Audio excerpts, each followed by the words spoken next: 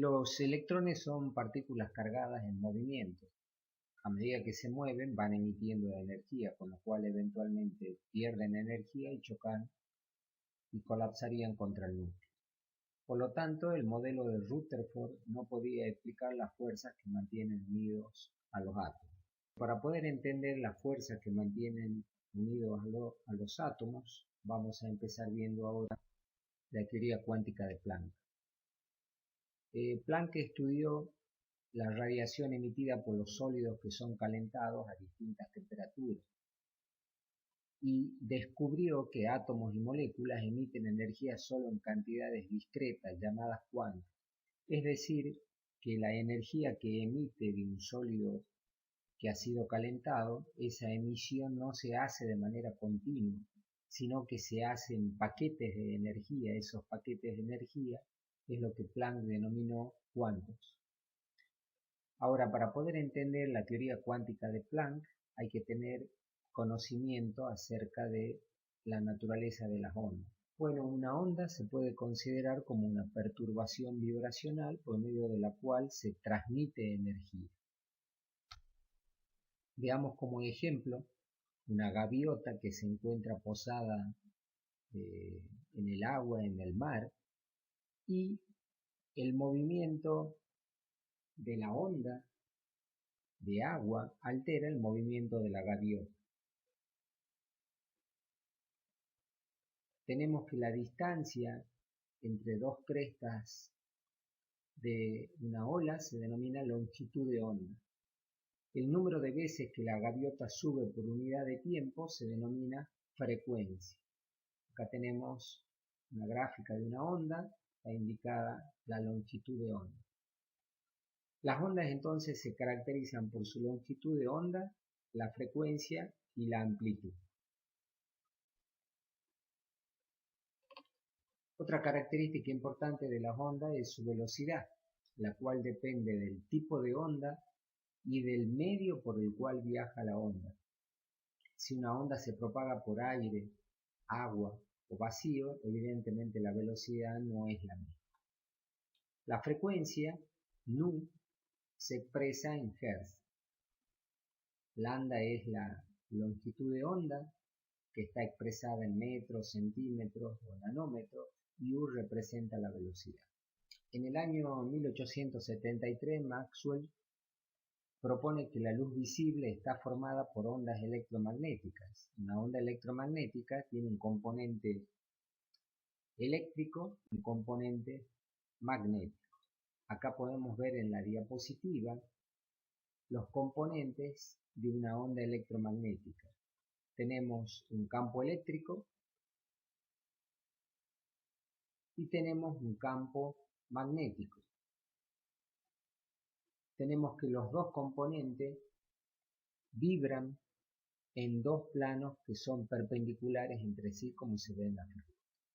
¿Cuáles son las propiedades de las ondas electromagnéticas? Cualquier carga eléctrica en movimiento está rodeada por un campo eléctrico y un campo magnético. Las ondas electromagnéticas transportan energía radiante. ¿Cuál es la velocidad de las ondas electromagnéticas? Habíamos mencionado que depende del tipo de material a través del cual se propaga. En el vacío, la velocidad es de 300.000 kilómetros por segundo. En el aire, la velocidad disminuye. En el agua, disminuye aún más. Es menos en el vidrio y menor en un sólido. Evidentemente, viajan más lento a través de los sólidos y más rápido a través de los gases. Aquí podemos ver, fíjense, tenemos una escala donde tenemos longitud de onda, frecuencia y el tipo de radiación asociada con la frecuencia y la longitud de onda. Arranquemos del extremo derecho. Vemos que las ondas de radio, ¿no es cierto?, tienen una longitud de onda, y para que tengamos una idea de la longitud de onda de las ondas de radio, acá hay para que comparen, sería del tamaño de los edificios, ¿sí? La longitud de onda es bastante grande. Fíjense de que la longitud de onda es alta y la frecuencia es baja. Recordemos que la velocidad es igual a la longitud de onda por la frecuencia. O sea que longitud de onda y frecuencia son inversamente proporcionales. A un alto valor de longitud de onda, una baja frecuencia.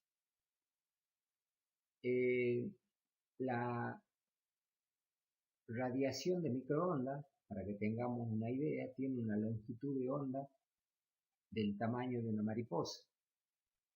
Disminuye considerablemente la longitud de onda, pero aumenta la frecuencia. Así nos vamos acercando hasta la zona del visible, que es la zona donde nuestro ojo puede percibir longitudes de onda que van desde los 400 a los 700 nanómetros, que es donde podemos observar los colores que están observando en este momento. Posterior de la zona del visible tenemos una zona que se llama ultravioleta. En este caso ya el tamaño de las longitudes de onda está en el orden del tamaño de las moléculas. Y a medida que vamos disminuyendo tenemos la zona de rayos X y rayos gamma. Fíjense que acá la frecuencia comparado con la longitud de ondas de radio, en el caso de las ondas de radio 10 a la cuarta, en el caso de los rayos gamma 10 a la 20, la frecuencia ha aumentado y la longitud de onda ha disminuido.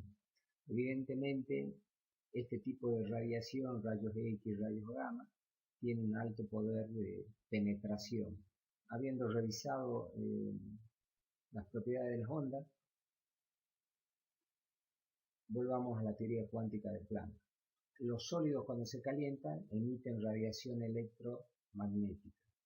Ahora bien, los átomos y moléculas emiten o absorben energía radiante solo en cantidades discretas. Esas cantidades discretas o paquetes de energía es lo que Planck llamó cuanto de energía.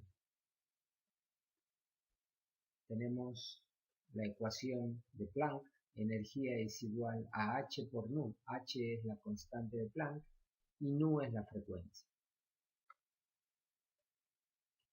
Entonces, en la teoría cuántica de Planck, la energía siempre se emite en múltiplos de h nu.